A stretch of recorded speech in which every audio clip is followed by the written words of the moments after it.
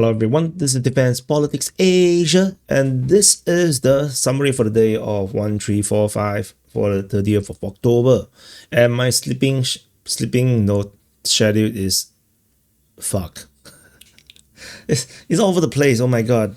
Again, another day. SITREP is way later than I wanted to publish because I concussed.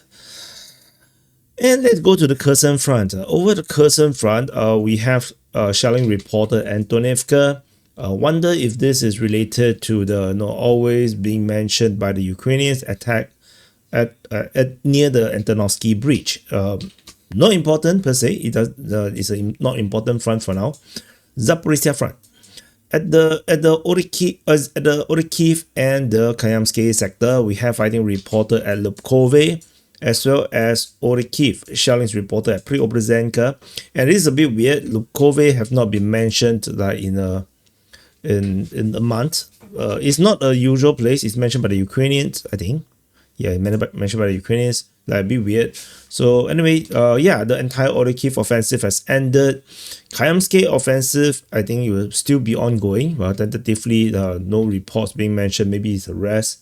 Let's see how that goes. Moving on to the Huyaipole sector. At the Huyaipole sector, we have fighting being reported at Zeleny High. Over at Vasily, with the Ukrainian mapping updated, a massive frontline change over at Vasily of Poltavka. Fighting is reported at Poltavka, probably relating to the same thing. And then along this chain of settlements along the river, fighting at Novovasilievsky, Novomyklaivka. The Russians have pushed on from the river towards Novy, Uspenivka, Novogrigoryevka. I did mention in the frontline changes report, possible Ukrainian troops is still stranded in the rear position.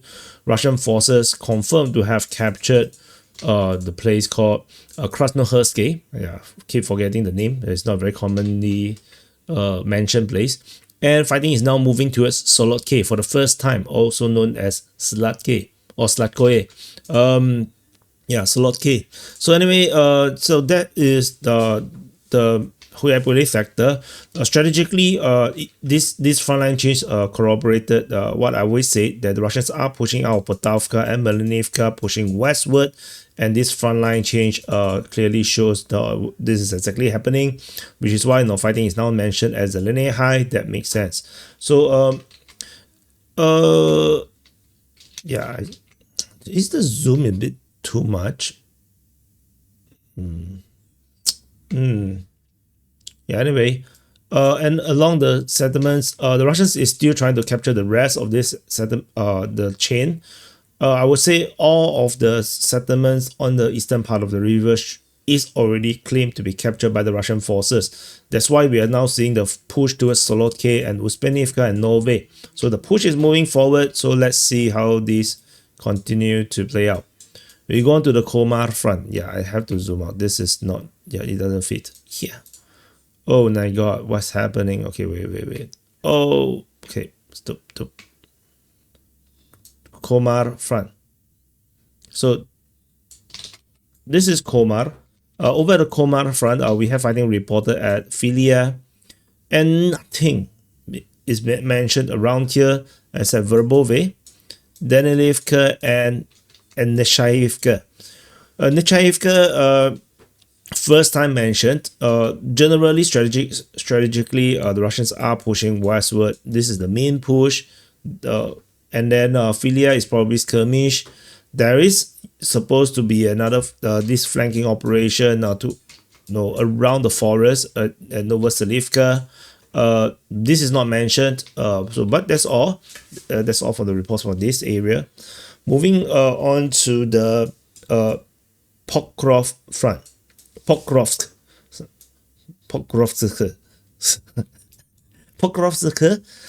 At the Pokrovsk front, fighting is reported at Novopalivka. This one is clearly highlighted as the one in the Dnipro-Petrov region.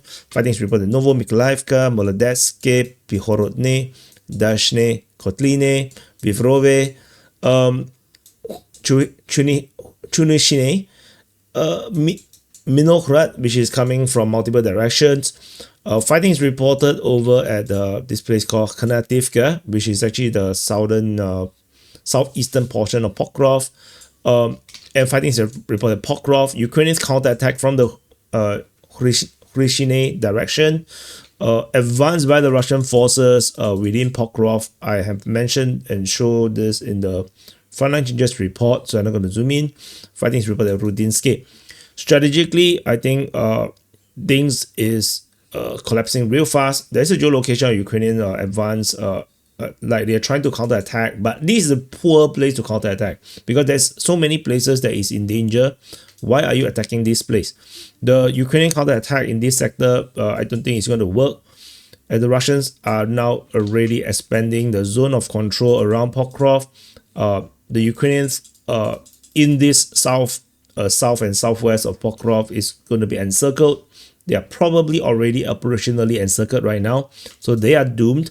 Flanking operations, according to the Russians, they're saying that they are attacking from the southeast, as well as from the north. They claim that the war has been created in these areas here, which is exactly what I have been mentioning. So I think the Ukrainians still can escape. They can still get out of Minokhrad from the northwest. The flanking operation of Rudinsky continues. All these lines, I tentatively feel that it's going to be pretty static. I don't expect too much from this western part of Pokrovsk front to have anything major. So, but that's all from this Pokrovsk front as we swing up north to the Pokrovsk breakout zone. So can I cover both together? Yeah, I could. Yeah, let's cover both together. So this is interesting. So the Pokrovsk breakout zone where the evil rabbit used to be. Now not sure what the hell is this. And this is the Konstantinivka front. So Novoekonomichny and Rudinsky I already mentioned. This is the flanking operation north of Minokhrad. Fighting is reported at Belitsky, Nikhanorivka, Ivanivka, Novotoretsky, probably northward. This is based on Ukrainian reports. Ukrainians counterattack at Novoshakove. They claiming the advance in these sectors.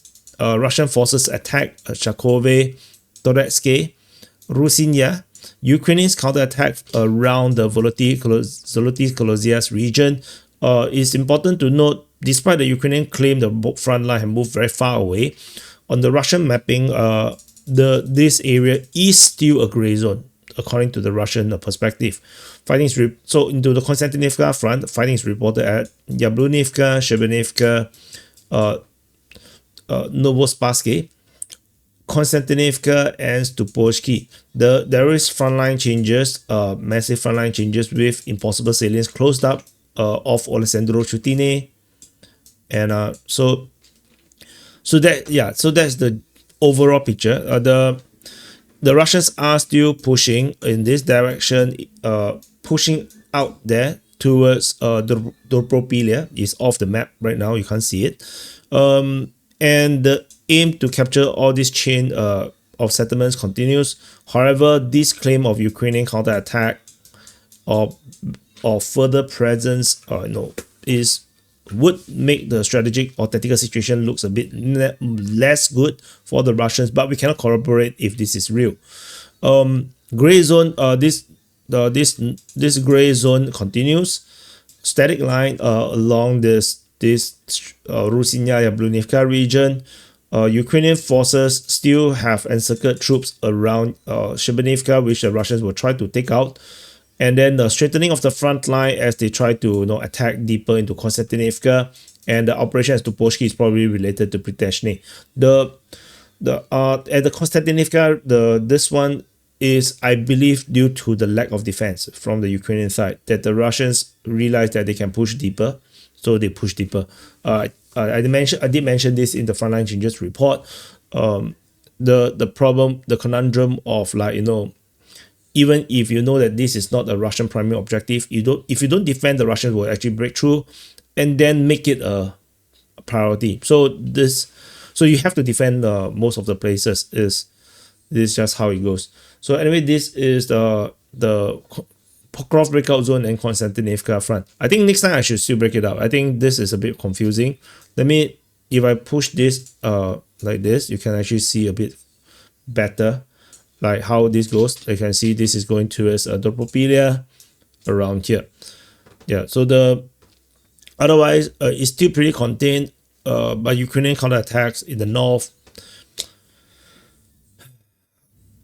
Never mind, forget it. I remember a pro-Ukrainian tweet by this this cosplayer guy. I always call him cosplayer. Yeah, he was mentioning how the Russian claim of encirclement and Pokrovsk is ridiculous, and it probably will not succeed because the Ukrainians are already having so much success in the north of the breakout zone. So that's why if that is the case, then of course the Russians will not be able to encircle the Ukrainian troops at all at Pokrovsk. Yeah, I still explained it, but yeah, because if not, then it's going to be disturbing, right? I laugh at the joke in my brain, and then you don't know what I'm thinking. I don't want to advertise who this cosplayer is.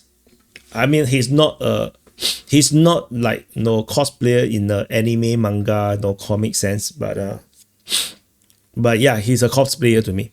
He cosplay to pretend that he's. Never mind. Fighting is reported at Liman, Yampil, Dronivka, Platonivka, shelling at Yakitne, Serebryanka, Siversk, Vimka, Zvanivka, Brezhne, and Pazeno. And there is frontline changes in the south of Siversk. This changed the strategic situation because the southern wall is now established with the Russian forces entering into this sector. And this there is geolocation of Russian forces west of Vimka. However, the Russian claims that they have straightened the front line, releasing the salient of Brezhne. So this wall is established. The Russians, this is one of the eastern prone attack. The western prone attack continues. I think the aim is to now meet up with the eastern prone and then kill off this salient. So Pazeno continues to be very intriguing. There is pressure on Siversk directly, but the main action is still going to be the northern flanking operations as they continue to move along the river. They're going to bypass Siversk for now because it's not important to siege Siversk. It's more important to encircle it. And the Russians has arrived just outside of Yampil, just outside of Liman, sorry, and from Yampil they're going to swing towards the south of Liman and towards Dibrova. This is going to happen eventually. Probably it's already happening there, but we are not seeing it in the reports yet. But yeah, so that's the situation in the Liman Siversk front. Yeah, strategically, not the aim, the objective for the Russians, the main big arrow movement is the same. However, it's just that the south of Siversk has now seen a massive change of the situation on the ground, and it looks like the southern flank of Siversk front is going to collapse, and soon we're going to not have a Siversk front at this rate. And yeah, so that's all from the Siversk Liman front. We go on further up north to the Oskil front. So at the Oskil front, Novovodyanny has been mentioned. Interestingly, very rare cases fighting moving towards Kurovia. Chandri Holovey is mentioned, and Drobasheve and Zarishny. Operations here, largely the same. The aim is Novoselivka and Drobasheve. Sorry, wrong color. So the same idea. Novoselivka, Drobasheve moving towards Sviatohursk. This is still the same thing. The push towards Kurovia is aiming towards Oskil. That's the line of attack, but generally a bit more quiet, it seems, or not much reporting from here. So we move further up north to the Borova front, which there's got nothing. No reports at the Borova front. We go on to the Kupyansk front. At the Kupyansk front, yesterday, or the day before, Russian Defense Ministry mentioned that 12 Ukrainian soldiers wanted to surrender. Apparently, they claim that nine of them has been killed by Ukrainian FPV drones. The other 3 managed to find shelter and save themselves. somehow or just hidden. No idea if it's real or not. No, it could be Russian propaganda. And in terms of the fighting here, fighting is reported Kurilivka, Pishane, Stepanova-Vasilivka, Petropavlivka, Kucherivka, sorry. Russia announced capture of Sadove. Ukrainians allegedly counterattacked to try to prevent this, which means that the Russians may have encircled much bigger than we previously understood. So the mapping is definitely not catching up with the Russian Defense Ministry's report. Geolocation of Russian forces surprisingly on the east of the Kupyansk city, signifying a big push, a big change of front line. Yeah, so main action is still the battle for Kupyansk. The Russians are trying to take the full of the western part of Kupyansk, and they are now pushing on the eastern shore. The push to it around Pishane, this area here is a direct line towards Kupyansk, Voslovy. So this didn't change. This is still the same thing. So the front line, strategically, they're more or less the same. The main change is because of the announcement of the capture of Sadove, which means the Russian forces has in some time have actually already moved into this sector. The Ukrainian forces try to counterattack, and the Russians probably have some positions. Previously they were here, so they could have already established the defense in this sector as they push out. And the river is the river. So it just looks so bad. I mean, the situation looks so bad. And if the Russians have Sadove, they will be able to go towards Kupyansk, Voslovy from the other side, where the Russians have already reached Kurilivka. As you can see, if I push the map this way, you can see how that the Russians are already in the map here.